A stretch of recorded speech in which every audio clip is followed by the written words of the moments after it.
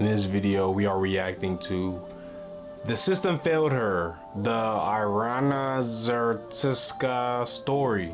See, me personally, I've heard this story. Haven't seen any video actually online. This was like 2 weeks ago or something like that.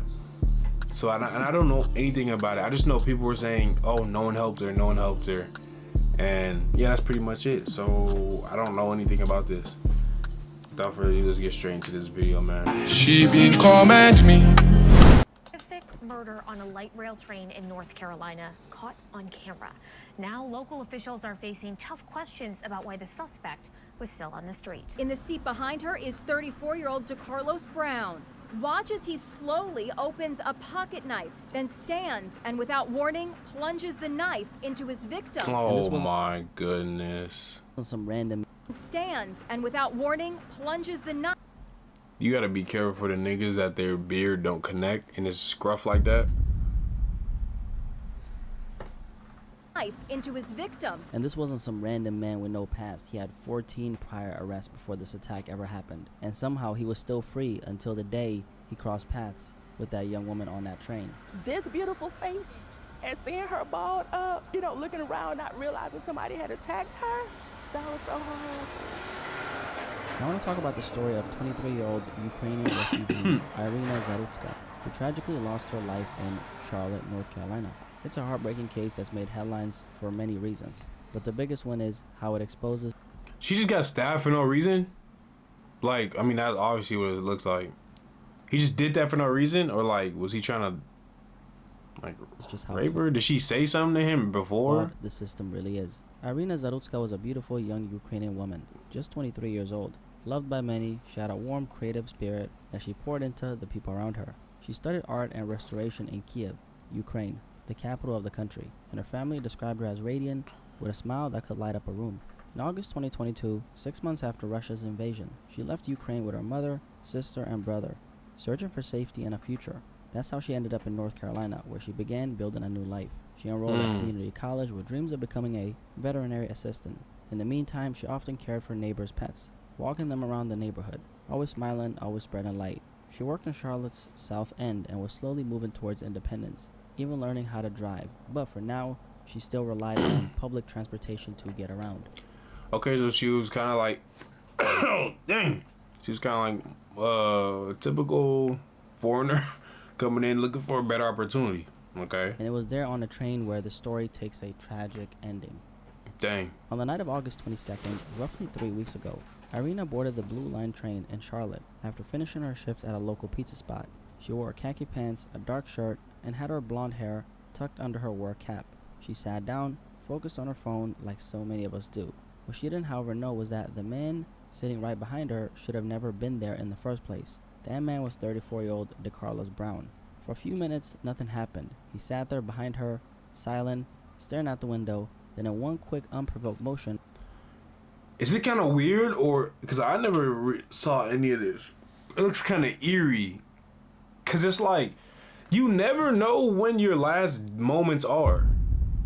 And it's not even like you could be on some bullshit. It's like, other people can take your life from you. And that's some bullshit. You know what I mean?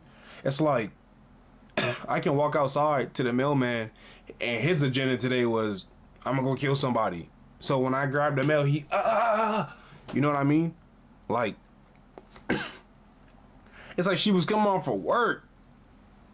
Literally. He pulled out a pocket knife, stood up, and swung over the seat. Irina clutched her throat and face, not even realizing that her life had just been cut short. Within seconds, she collapsed to the ground and died. 34-year-old DeCarlos Brown was arrested minutes later and charged with first-degree murder. But this wasn't some random man out of nowhere. His criminal history stretched back nearly 2 decades, and court records show that his first arrest was in 2007. And over the years, he racked... I had an old teammate that kind of looked similar to him. His name was Ben. But Ben's no monster. Ben's a good man. He's a good dude. He's a good fucking dude. Decades. And court records show that his first arrest was in 2007. And over the years, he racked up over 14 arrests, including armed robbery, felony larceny, and breaking and entering.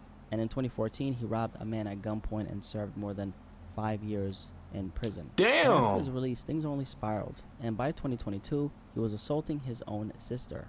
But she dropped the charges out of concern for his mental health, and in 2024 and 2025, he was arrested multiple times for misusing 911 calls. During one arrest, he told officers he believed a man-made material was controlling when he ate, walked, and talked. And just 3 weeks before Irina's death, a judge ordered a forensic evaluation, but still, this guy was still free to board that train and free to take that young woman's life. Even his own people like him are the reason why I'm getting profiled outside.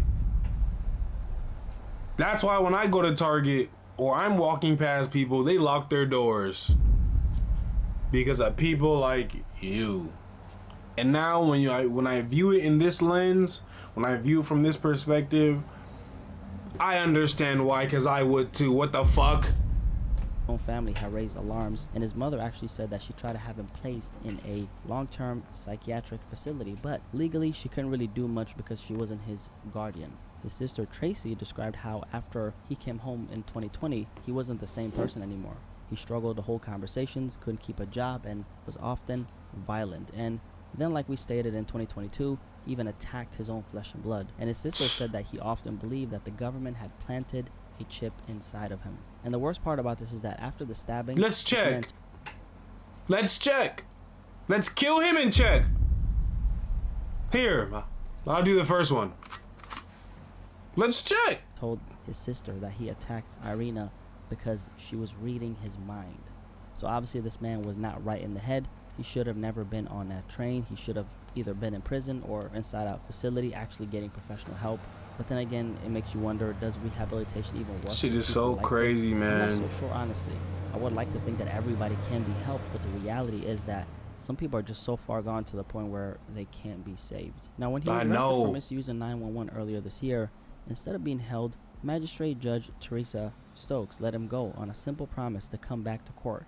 Like, we're talking no bail, no supervision, nothing. After the stabbing, her decision was blasted as a failure to protect the public, and the judge has faced serious scrutiny, like she should. But according to the Charlotte Observer, she was actually following North Carolina's law. I don't really know their bail policy. Only reason why I say I don't really know about that is because I feel like when if she were to be too harsh, then people would be like, you're harsh, he's just a black man. Everybody want to be like, oh, it's just a black guy.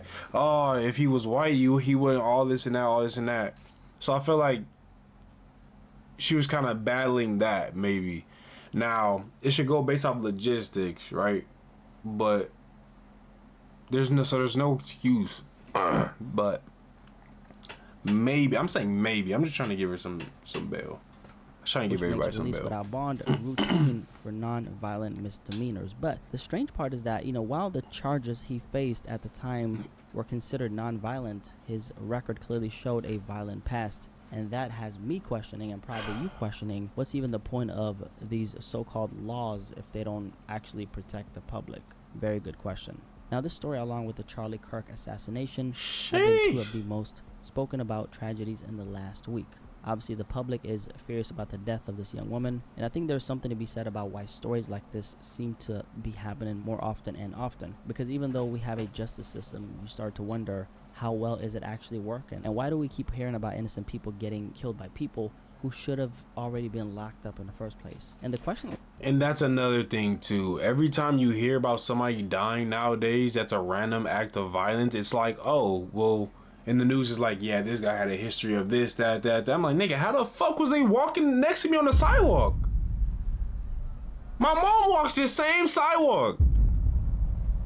Just dumb. People are asking, and this is something that's kind of like in my head, right? Which is, why does it always feel like criminals get protected while the public gets left vulnerable? Now, in this case, Brown was clearly mentally ill, and I think that's important to stress because why he was the way he wasn't entirely his fault. But at the same time, the system knew he had these issues, and instead of getting him real help, they just let him walk free. But I've also seen way too much sympathy for this killer. Some people talk like he had no control over what happened, and that's just not really true, okay? Because there's plenty of people dealing with the same exact mental issues, even in worse situations, and that's what I'll be saying. Not out here stabbing innocent people on trains. That's a fact. We also can't ignore his past. This man wasn't just battling schizophrenia.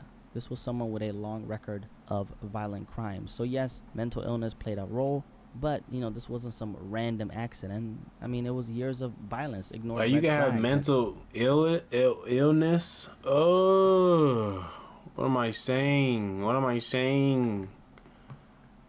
You can have mental illnesses, but that doesn't excuse you from doing whatever. Because we all know somebody who kind of got a mental illness that's not stabbing people in the neck.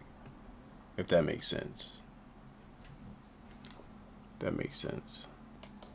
a system that failed to keep the public safe, but most importantly of all, this young woman. And I also want to stress this, I don't think this story should be turned into some black versus white narrative, because at the end of the day, this was another evil man taking the life of an innocent young woman. That's what matters here. So instead of getting caught up in labels, let's focus on how tragedies like this can actually be prevented. That means asking why violent offenders and people with a clear mental health crisis keep slipping through the cracks, why judges, laws, and policies are protecting the wrong people, and why it always takes an innocent life being lost before anyone starts paying attention. Another conversation that needs to be had is why it took so long for mainstream media to cover this story. So this happened on August 22nd, this unfortunate tragedy, but the story didn't really blow up until like around 2 weeks ago. I remember hearing about it on August 25th, around 72 hours after that happened, and I was shocked to see how it's crazy because right now it's September 16th, and I heard about it like a week and a half ago. Few outlets were covering it at the time. It felt like the story was being suppressed. And I think there's one major reason for that, one I haven't really seen too many people touch on. So Irina wasn't a white American woman, she was a Ukrainian refugee. And in the eyes of the media, that doesn't grab the same level of sympathy or attention, or so they thought. I mean, we've seen the stories and the patterns before, right? The truth is, the stories that blow up involving women getting hurt in some type of way are usually about white American women. And I want you to take a look at the differences between the massive Gabby Petito case or even Shanquelle Robinson.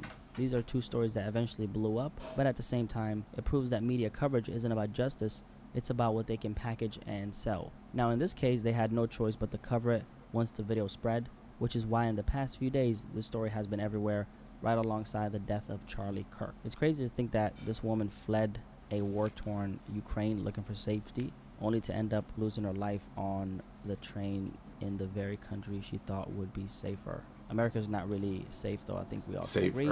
If you can't even get on public transportation without wondering if something might happen to you, what kind of life is that? And the truth is, women already know this feeling all too well.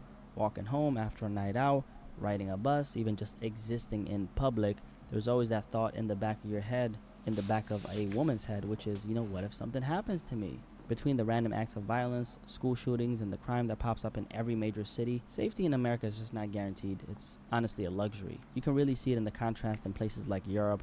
Like a few days ago, I came home from Berlin, and I was walking around at 4 in the morning by myself, not a care in the world, headphones on, just chilling.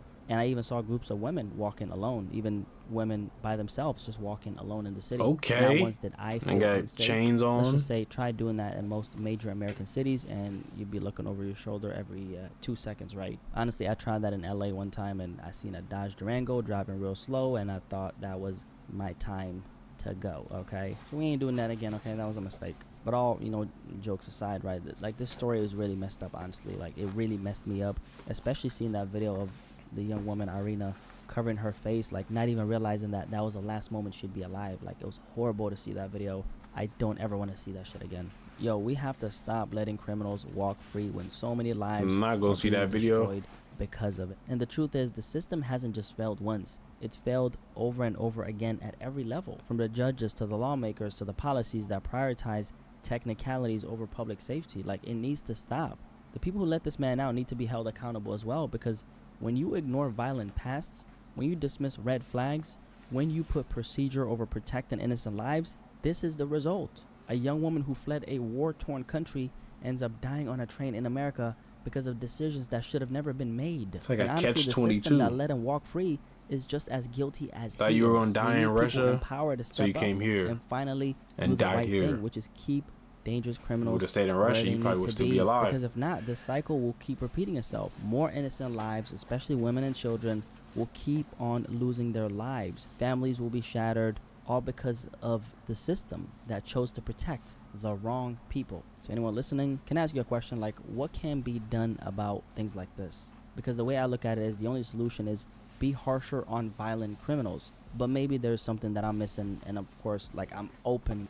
I feel like you can say be harsher on violent criminals, but what about the people that aren't necessarily violent? They just made a mistake, or they were. That's why I feel like a lot of the judges and a lot of things that we go through, they have a lot of power and a lot of say in a lot of things. But at the end of the day, they're human, so they're gonna make mistakes. So there's not just one, this is what we need to do. You know what I mean? Yeah, you just kind of have to have good judgment and be good at what you do. That's why, like, you can't just be good at a sport. It's kind of like you kind of have to have that gift, that skill, and then you work hard, or you work hard and you build skills and gifts. But, like, not everybody can do that.